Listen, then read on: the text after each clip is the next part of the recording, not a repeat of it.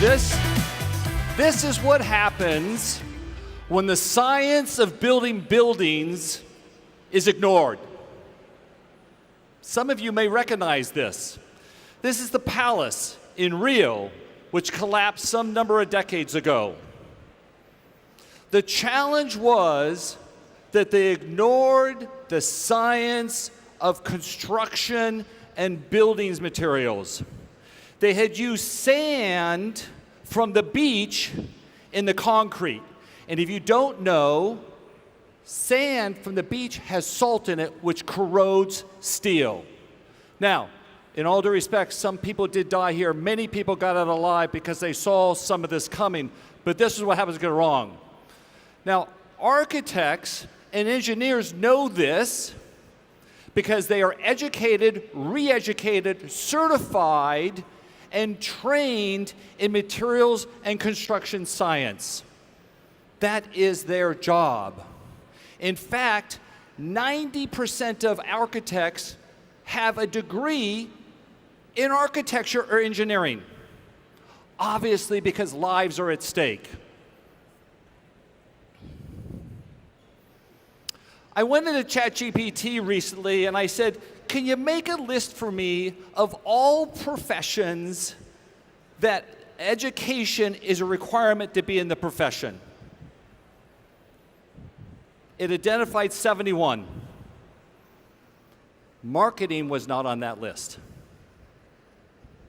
In fact, as Fabiano mentioned, I work with some of the world's biggest CMOs globally. I recently went and looked up the LinkedIn profile for all of them to see what their educational background was. Only 25% of them have a degree in marketing. And to be fair, I don't have a degree in marketing either. In fact, I said to a board member, I jokingly said, listen, it feels to me that marketing is sometimes a collection of anecdotes that are rolled up into strategies and then convincingly told by good storytellers. They agreed. Funny, not funny, right? I work with a team of marketing professors too in the US, and I asked them another question around this. What is the dynamics of marketing? What happens around this business that we don't understand the science? And he pointed out to me, this is a marketing professor. There is no codified body of knowledge for marketing. We have not agreed on the science of how this business is supposed to work and what we do. Now, I would say that some of you would know that, but then if you're like me, you didn't take those courses at university either, right? That's a challenge. The only thing that I'm aware of is a document from the Marketing Science Institute called Empirical Generalizations About the Impact of Marketing. Now, this codifies 125 empirical generalizations about marketing, things that we would consider to be settled knowledge. What do we know for fact about how marketing works?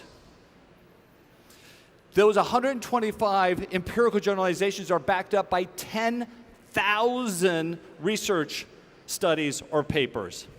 I have a question for all of you in the audience. How many of you have read this book? Okay, I knew that answer, by the way. Granted, it's English, so maybe, how many of you even knew it existed? Right. By the way, for those of you not looking into the back, there were almost no hands went up. I get the same response in America, just so you know. Nobody knows our settled knowledge. In fact, it was a board member who I think put marketing best in a board meeting recently when he said, the discipline of marketing is largely undisciplined. So here's my assertion today. Here's what I have to share with you from the work that the MMA does and the CMOs that I work with. And my suggestion is that we need to double down on the science of marketing. And not just data. I'll talk more about that in a little bit. Because we need to build knowledge about how marketing really, truly, fundamentally works. So over the next few moments, I am going to share with you some missed opportunities by ignoring marketing or ignoring science. I'm also going to share some proven science knowledge with you, and I'm going to give you some practical steps and how you can start to deploy this into some of what you do. Now, why does this concept of science matter to me? Why do I even care at some level? I had an epic experience that changed my entire understanding of marketing about 25 years ago.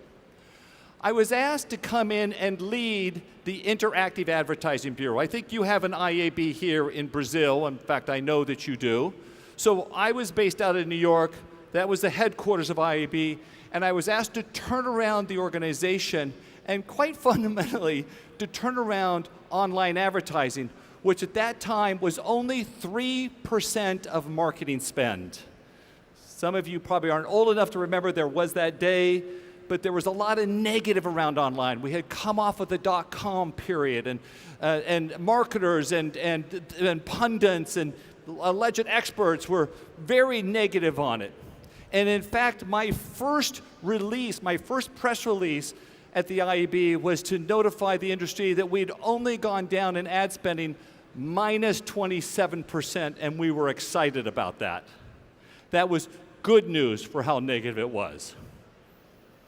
Now, I knew we had to prove the value of online ads, in particular in the marketing mix. The challenge is that the only tool available at the time was a thing called media mix modeling. Now, the challenge of media mix modeling is it doesn't measure small, which all internet advertising was at the time, and it doesn't measure new. So you, as marketers, were completely blind to the opportunity that was inherent in online, fact or not. So I met up with a gentleman named Rex Briggs, who is arguably marketing's greatest measurement inventor of our times. There's no question about that. And he, me, and the IAB worked collectively to develop an approach called multi-touch attribution, MTA, and to really propagate the acceptance of that methodology. And over the course of the next 5 years, we did 24 studies and spent about $7 million to try to build another measurement technique that could measure internet. And it validated very clearly, quickly, that online should be at least 10-15% of the marketing mix. Marketers were significantly underspent and therefore is having an impact on their businesses in ways they didn't even fully understand. In fact, it was obvious at the time that online advertising, quite frankly, was the deal of the century. And it could have been obvious if you understand economic science, which is my background, high supply of inventory, middling demand, it's going to be worth a fortune. That's incredibly high value.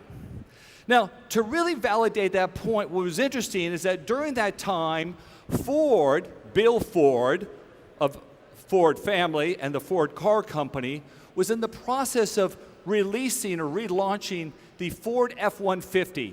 Now, the F-150 truck is the largest selling truck line in America. It's the single largest auto line in America. It beats all other sedans, everything. And they wanted to employ MTA in order to try to understand the value of online in the marketing mix and what they could do with that. They very quickly figured out that when online, this might not seem shocking to you today, but remember, only 2 years earlier, we were starting with 3% in the mix. When online went to 25% of the marketing mix as the optimal level, Ford sold another $2.5 billion in trucks. That's an insane amount of money. In fact, very specifically, because we were able to do perfect A/B test splits, we knew everybody in America who bought a Ford F-150, and we matched it back to their entire media history of what they saw and were exposed to. That added 10% to the sales. Do any of you have a plan for adding 10% to sales at your company?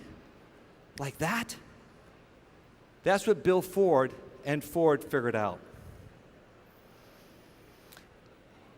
MTA was the only method to do this. What's disappointing is that marketers had no measurement science to assess that opportunity in that way and to lean into it for incredible competitive advantage.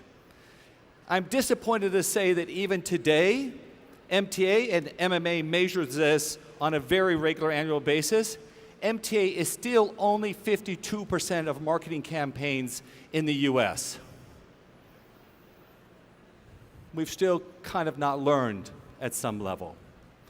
You know, it's funny, I had a boss, I worked at Young and Rubicam, Y&R, for you all recognize that agency.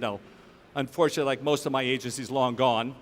I worked at Y&R and I had a boss who was not very nice guy, and he would yell at us after client meetings all the time.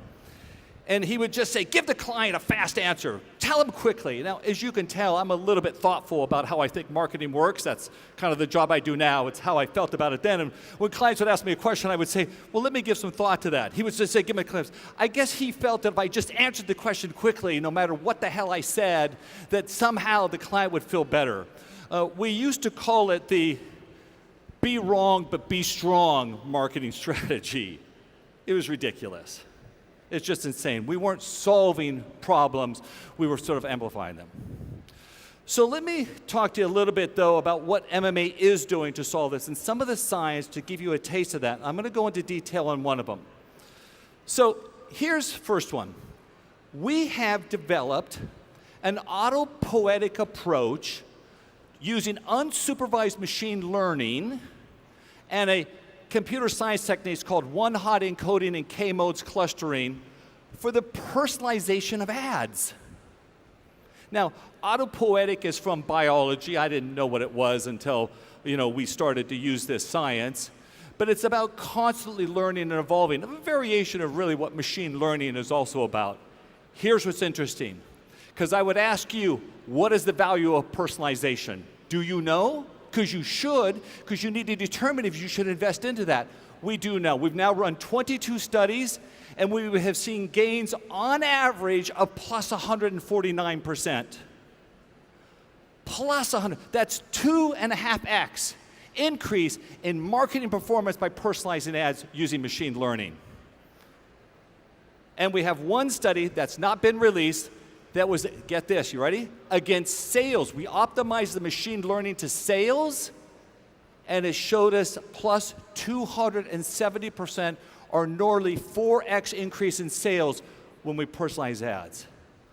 How much, listen, let me just put it this way. I'll tell you something I said to the board. All ads will be generated by generative AI, and they will be placed automatically by machines.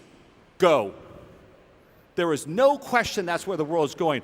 Are you prepared and ready to that? Do you understand some of the techniques? Do you have people, listen, you're not going to know it all. Do you have people that can help you understand some of those opportunities?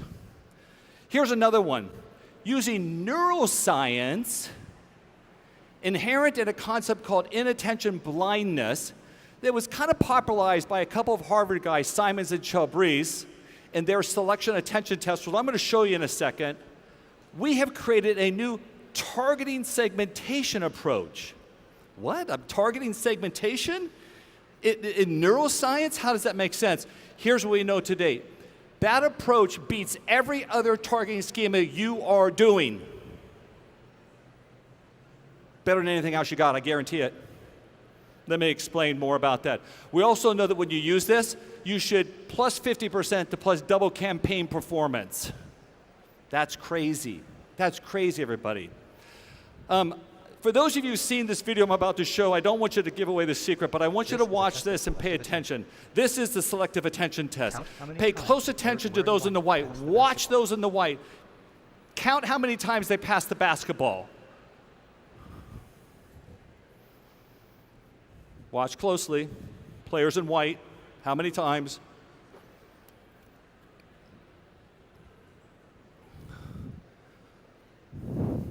Okay. How many of you had seen that video before? Okay, a lot of you. Good. I typically get that. How many? The correct answer is 15 passes. How many of you But did you see the gorilla? had seen the gorilla the first time you saw it? Some of you. Yeah, I get about that kind of common response. I didn't see it. Looked right by it. That's inattentional blindness.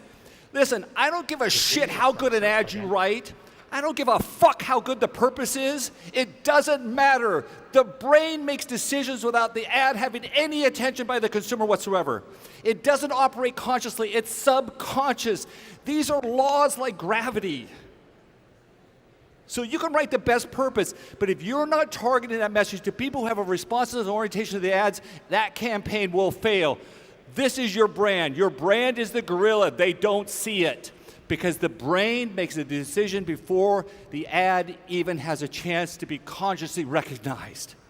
And if we don't know this as marketers, and I'm telling you, I don't have a single CMO who knew this. They did not understand that this is how marketing and advertising works. It's neuroscience. It's crazy that we as an industry don't know this yet. This is a little bit more. Fabiano asked me to go into a little bit about movable middles because it's such a compelling concept. The basic thesis of it, just to explain it quickly, there are those who have a high probability of purchasing your brand, very small group, plus 80% propensity to consider the brand. That's important. There's a monster group of people right here. They won't buy the product, no matter what. They have a built-in predisposition to not pay attention to your brand. And that movable middles, which by the way is only 15 to 20% of an audience, typically, I mean, it could vary. It could go as high as 50%, it could be as low as 5 and less percent. Those movable middles, do you see the stat up there? They are 2x to 23x more responsive to your ads. Their brain will let it in, they will internalize the message, and at a very high propensity, they will respond to that ad or take action against it. And just what I said earlier, movable middles doesn't just beat every other targeting segmentation. This is our intense analysis. We had an incredible level of data here. The movable middles here didn't just beat every other targeting segmentation. In some cases, it crushed them. It crushed them. And here's the economics. Let's go back to economic science. If movable middles of $1 or real invested returns $5 more or real to it, that's what movable middles does. That's what we've seen against the brands on the lower here. We had intense analysis. Forget brand loyals. That's unprofitable, but that's small. But this big unresponsive group here, you are destroying the company and the value of your marketing by advertising to those people. Destroying it. You're destroying value. We can't do this. You could take otherwise great campaigns, great purpose, great motivation, really hit consumers on the thing, and that will work with those in the movable middles, but it doesn't do anything over there. Stop advertising them. If you are doing reach-based planning, you should be fired. You should be fired. I'm sorry. If I was your CFO and I knew that, I would have that conversation with you. We need to understand how the business works. We need to understand the underlying science of this industry. So here's the thing. There's a lot of evidence for the support of data and data decision making, right? In fact, there's a pretty famous paper written by a team of professors from Stanford, Wharton, MIT. This is very well known, highly cited, strength in numbers, how does data-driven decision-making affect firm performance? And they see increases of 4 to 6% in productivity and profit for companies who use that kind of orientation. But I'm not talking about data today. You're all data marketers. We're all data marketers today. It's the number one question we have. That's not the point here. My point is that science is a bit of an X factor. That's really the opportunity. In fact, let me just talk to you about that. I'm going to turn off the slides for a minute. Listen, there's a lot of complexity in marketing today, right? I mean, you know, do you buy, I don't know all the media here, TikTok versus Snap versus Facebook, Meta, Instagram. I mean, there's a lot of complexity to the world, and it's very hard. And I think we've done a pretty good job of using some pretty smart business thinking along the way. My board members aren't dumb people by any means. Some compelling storytelling, you know, both in what we give to consumers, what we tell internally to build support, and some hard-won experience. I grant us all that, right? But you're all feeling pressure to prove value today, right? There's no question about that. That's not going away in any way whatsoever. And the challenge is that we don't have a foundation of science, though, that our peers do in finance or engineering or any of the other sort of C-suite or other executive structures. We know that they are all better respected than we are, right? We're fully aware and can see that. And I showed you earlier what happens when the foundations of science are weak, right? Things collapse. But marketing is going to they're going to ask marketing for more accountability, more measurable, more predictable results. That's not going to change. That trend line is very clear. There's no question about that. And sure, we've got data, but data is not it. It misses the point of science. Science is hypothesis, scientific rigor, meaning, the generation of testing and learning so that we're really clear about how this works. And here's the whole thing. This is my whole point today. You ready? This is it. We are accumulating experience with data. We are not building knowledge. I'm going to say it again. We are accumulating experience, but not knowledge. And the challenge for us and the opportunity now, in fact, here, imagine this.